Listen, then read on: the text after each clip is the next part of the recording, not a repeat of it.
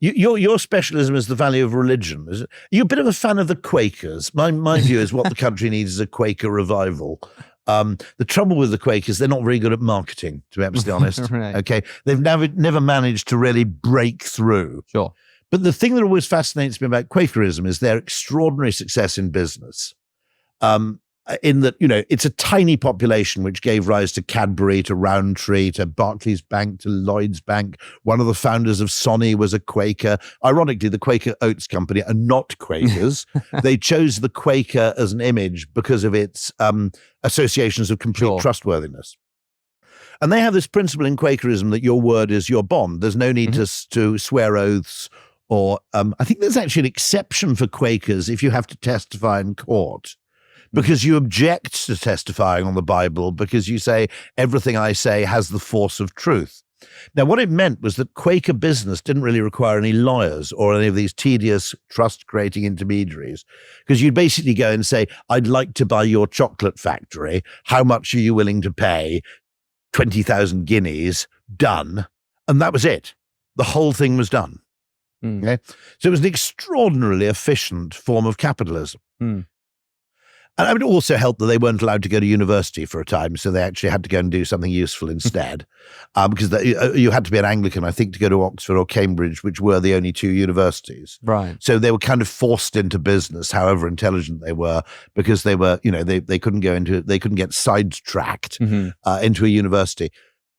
But it struck me that actually, if you have a very trustworthy human being with whom you have a repeated relationship, okay, so that they're actually optimizing for long-term value, not short-term transactional value.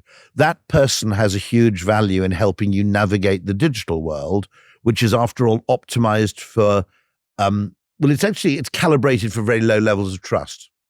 So do you still need humans and concepts like shame or even fear of divine retribution as part of this system? Well, we could potentially build in fear of divine retribution to an AI system. Once it develops so much that we start questioning whether it might be conscious, why don't we just sort of build into its interface belief in the existence of God and shame and eternal afterlife? It's possible. I mean, I get the feeling that the technology just isn't good enough yet, and that what you're identifying as well, this just isn't what machines do. Machines don't think in this way. I think that's a problem that can be solved. For example, the earliest chess computers were pretty good at chess, and people are impressed. They think, wow, I can play a game of chess against a computer, and it gives me a run for my money. But they say, the reason why a chess computer is never going to beat a human is because chess computers don't have the creativity that's necessary for, because you can tell a chess machine, never lose your queen. The chessboard doesn't understand is that there are some instances where sacrificing your queen is the right thing to do. But of course, saying that now seems silly because, of course, you can eventually teach again, you don't teach it creativity per se, but you treat it, you teach it a better. Unless you define creativity as highly refined pattern recognition. Yeah, fine. In which case, sure. Which a lot of creativity is. Then I guess you are teaching it creativity. But whatever you call it, the computer learns to do the thing which previously it was thought computers just don't do, that because they just become better at approximating what you really want. And so I can imagine a machine that can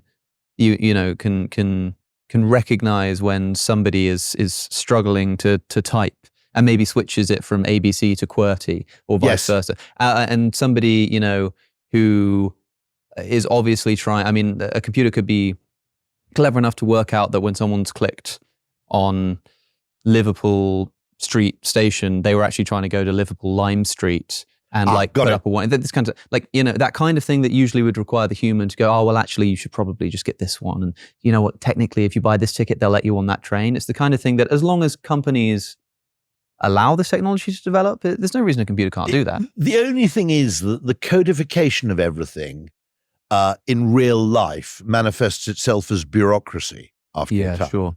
And understanding things like the benefit of the doubt and wiggle room and defaulting to trust. Okay. I'm just wondering whether, actually it isn't more economically efficient to have an info Quaker who is entirely trustworthy and to whom I pay a reasonable monthly salary for performing. It might just be easier than me having to master yet another bastard interface. To be honest. I was on a train once, and there was a woman opposite me who spoke not a word of English, and she just started. I mean, she was talking quite loudly into her phone, and I was, God's sake, I'm trying to. And then she just started crying. She burst into tears, and it's because she'd meant to get on this train that was supposed to be like a 5-10 minute journey to the next station, and was finding her way going somewhere into the north of England, and she couldn't even speak English. So after a bunch of translations, just sort of, I was like, oh, you use the phone to translate? So I use my phone to translate, so technology grade and all. You're an Android user then, are you? No, I was on Google Translate on my phone. Or got it. And it was very funny because she would speak into her phone and report back to me just to say sort of like, thank you or yes. And I think she was sort of trying to be nice to me, but there was something lost in translation. So it would sort of come back like, thank you, handsome man, and stuff like this. No, it could have been sincere. I think you're doing yourself down there. Could have been. I just don't think you would quite put it in those terms. Or maybe it's just the kind of woman she was. I don't know. But at any rate, this whole saga ends with the train worker coming over and me explaining what had happened, what I'd garnered. She'd gone on the wrong train. She needs to get off it. You can imagine trying to explain to someone who doesn't speak English. You need to get off at this train. You need to transfer to this platform, whatever. But it ended with the train operator, because she didn't have the ticket, right? She'd had the ticket for this train journey, and she was supposed to go all this convoluted route. And the train operator took her ticket or whatever and just wrote on the back of it with a pen, this woman's trying to get here, blah, blah, blah, blah, blah, Greg, please help her and GWR, don't find her and arrest exactly. her. And sort of wrote out and like that does make me think, even if a computer could do that, it's not the kind of thing you could formalize, institutionalize. No, but we program not to do it because the benefit of the doubt would show up as a loss financially. Yes. And secondly, it would be vulnerable to fraud. So the first thing to be closed down is the benefit of the doubt. I mean, look, and it's possible that this woman was actually defrauding us all the whole time, and maybe, but I imagine that she wasn't.